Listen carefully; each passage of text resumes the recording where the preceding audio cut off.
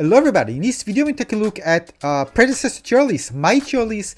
This tier list is as of version 0.2.3, and I'm going to show you of course why I chose a certain tier for each of the heroes, and if you have different opinion, which I'm sure you will, share with me your opinion and what you think a certain hero should be put in higher or lower tier. Alright, so let's begin.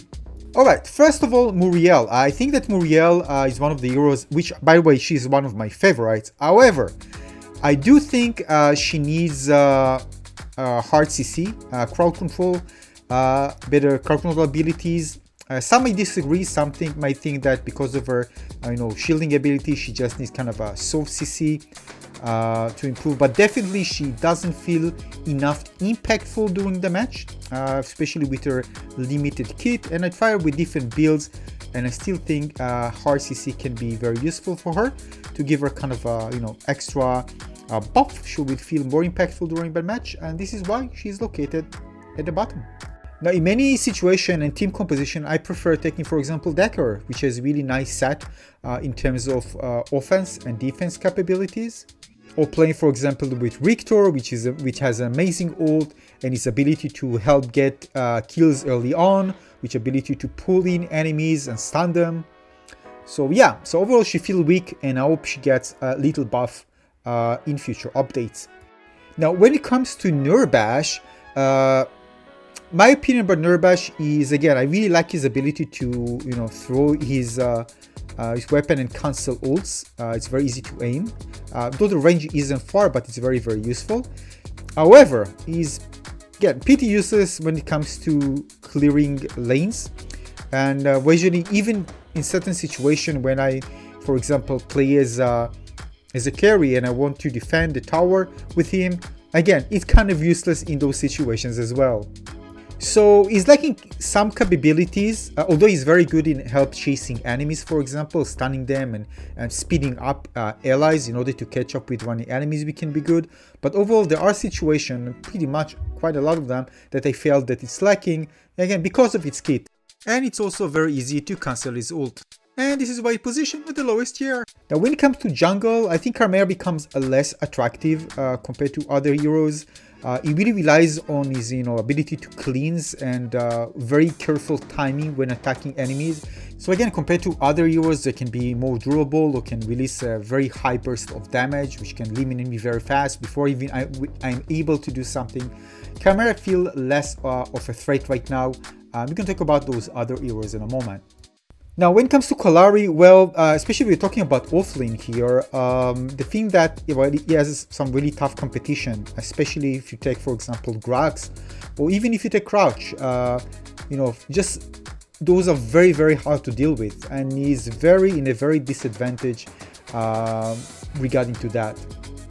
And things amplify even more if you consider Kalari in team fights. Again, this is a squishy character, but one that can deal lots of damage. So even when it comes to team fights, some of the other heroes, again, if you're talking about heroes in solo lane, can be more beneficial in team fights. When it comes to Gadget, I think it's pretty easy to avoid her abilities, except the one that actually stick to your head. Other than that, even your ult, again, if you put it, you need to put it really the right time and maybe position to be able to make it effective. Well, overall, once you actually nailed it, it can be very powerful. Although you can easily pressure her with other support heroes, like for example Richter and Belika, and eliminate her pretty fast.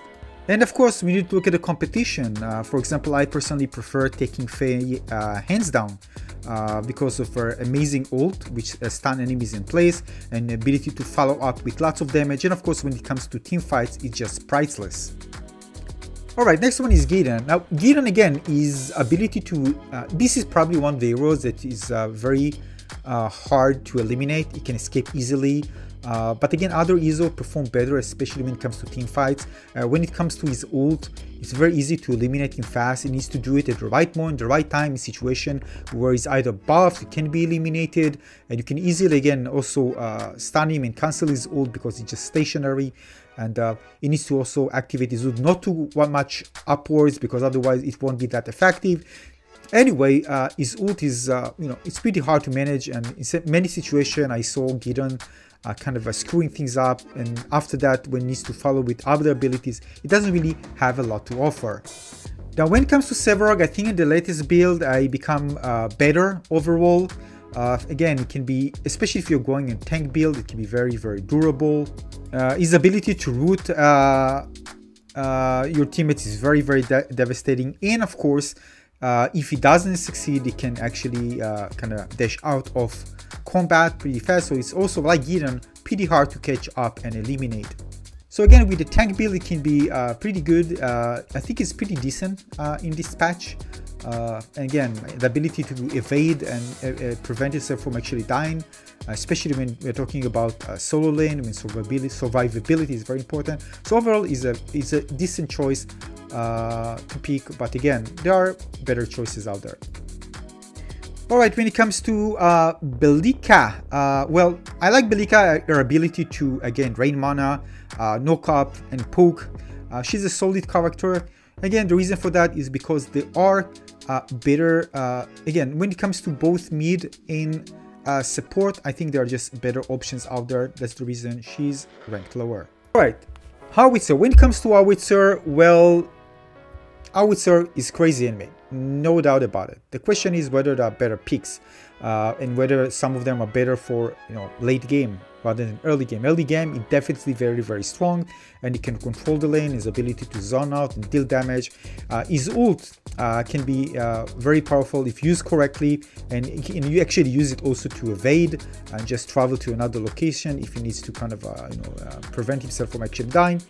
He's a very solid character overall, but again, as I mentioned, there are ones that I think can be much stronger in late game, especially in team fights.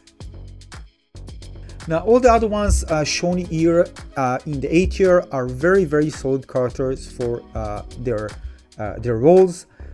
Again, Countess, for example, shown to be very, very powerful. I think very close to be S rank here. Faye also very, very powerful. Again, you need a kind of position yourself at the right time. She has a crazy, crazy ult that can be followed, especially if you find yourself alone versus another hero. Same goes, by the way, to Decker. She's absolutely amazing. She has a very, very good offensive and defensive capabilities. This is one of the reasons why I really enjoy playing with her so much. Other than that, and all the other ADC heroes, again,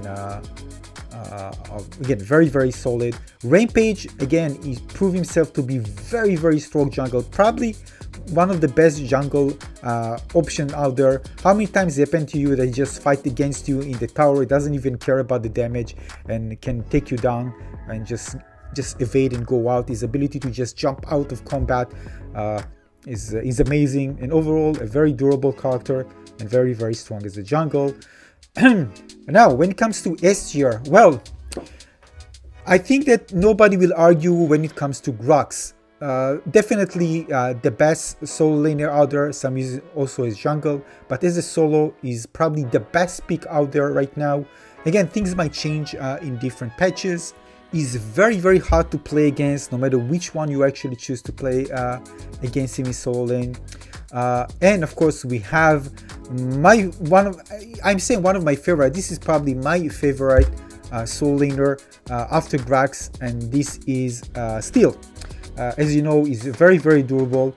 If you focus on actually amplifying his damage, it can be crazy. You can even use him in jungle, because if you really use him as a damage, you get actually his beast abilities that can buff him up when it comes to shields, and also he has damage. It's very hard to eliminate, and he can deal damage during this, buffing himself up with shields and deal lots of damage as well.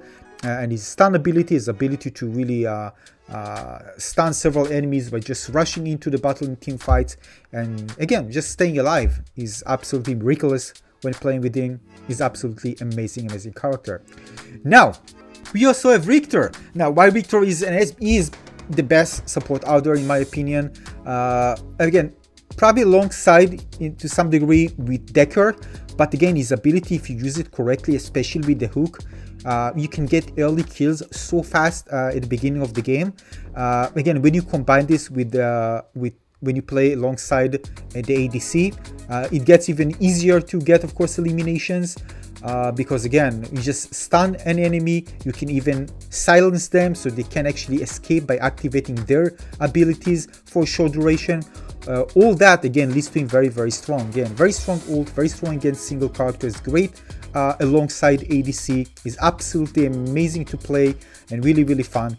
Alongside that is a pretty big dude. You can actually block, because of his size, you can actually block enemies trying to run away. You don't need cooldowns, you don't need any abilities, you just position yourself and you can actually prevent enemies from kind of running away. And if they don't have dash, they can be easily screwed up.